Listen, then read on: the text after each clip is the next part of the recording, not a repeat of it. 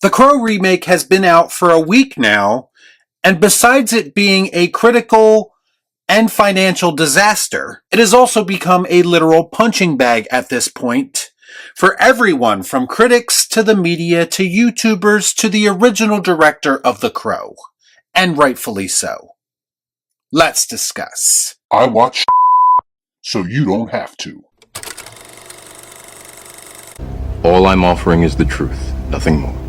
The original Crow director Alex Proyas has now continued to roast the reboot after it flopped at the box office, saying, quote, "Wow, the reviews are brutal. I thought the remake was a cynical cash grab.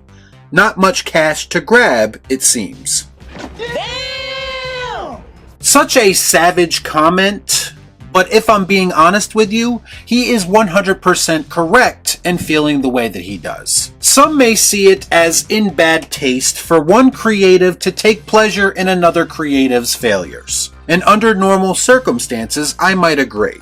But to me, the Crow reboot or remake, whatever you want to call it, was literally asking for this. The filmmakers being so naive to think that they can take a cult classic from the past and try to modernize it, and think that people will still show up to watch it based on the name alone. To me, that is the very definition of a cash grab, and no amount of mental gymnastics or the filmmakers saying they wanted to be respectful to the original is going to change that. In many people's minds, this film's very existence is disrespectful to the legacy of the original film. And apparently director Alex Proyas is one of those people.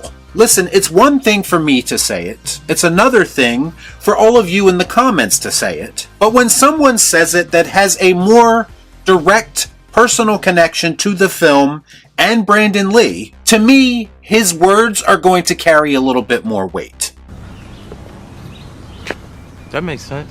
No, he didn't invent The Crow, but he did bring that story to a mainstream audience. He was on set, I assume, when Brandon Lee's accident happened. And at the very least, it is safe to assume he had a somewhat personal relationship with Brandon Lee prior to his passing. And this is what people who are defending this remake or reboot don't seem to understand. We all know that there have been other Crow sequels that have been absolute dog shit.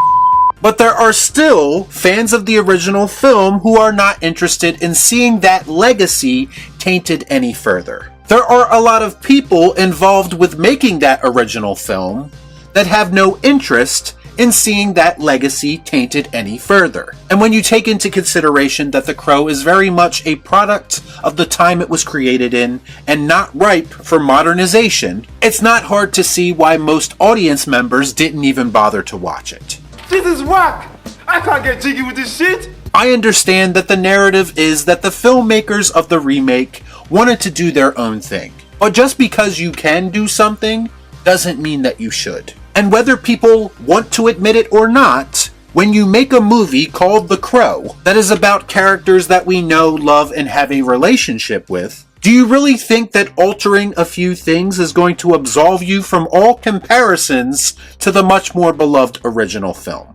That's not how it works. They knew what they were doing. They were trying to capitalize on an established name that was established by Alex Proyas and Brandon Lee. So they tried to pass their movie off as a fresh interpretation, which would normally be fine. It just so happens that their interpretation happens to be one of the worst we've ever seen. What the hell am I looking at? When does this happen in the movie? If you are going to play in an established sandbox, then you had better bring your A game, because 9 times out of 10, audiences are going to see through your bullshit, and they will most likely not support your very poor attempt to cover for a severe lack of originality on display coming out of Hollywood. Now, of course, The Crow remake has its fans, and that's fine.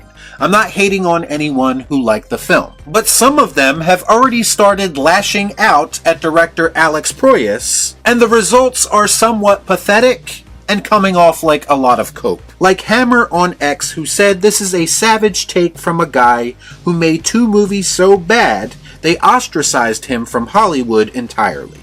Will you shut up? Well, Hammer, he still made The Crow, did he not?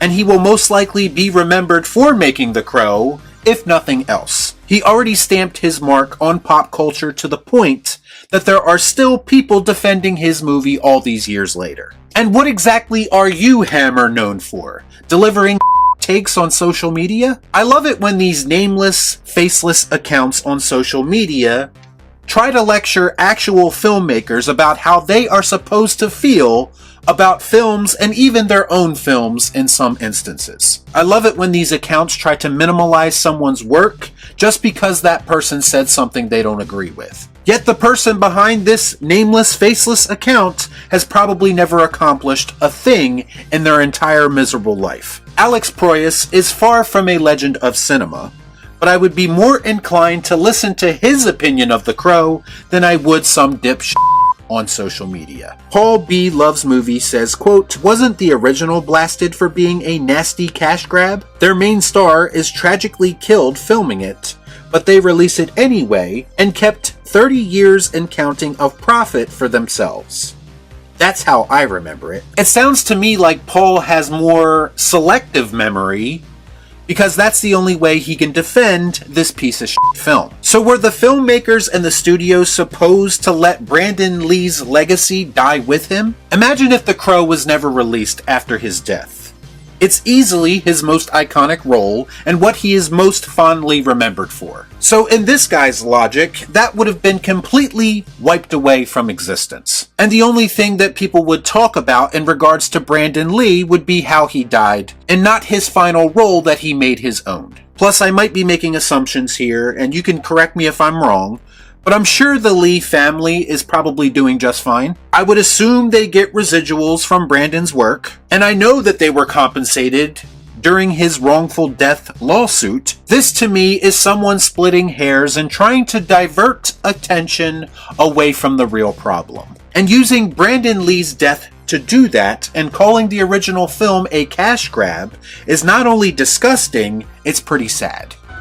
Just a sick world we're living in. Sick people. Bottom line, Alex Proyas has every right to feel the way that he does. We all have every right to feel the way that we do. I'm not going to sit here and pretend to be the biggest Crow fan in the world, because I am not. But you do not need to be a super fan. You do not need to be the director of the original film to see through the laziness on display in all of these Hollywood remakes, reboots, or whatever else they want to release. If you wanted to make something different, then you should have made something different and left the Crow name off of it. You are not fooling anyone, and that was made very clear by the extremely poor box office results for the Crow remake. Y'all be cool. Right on.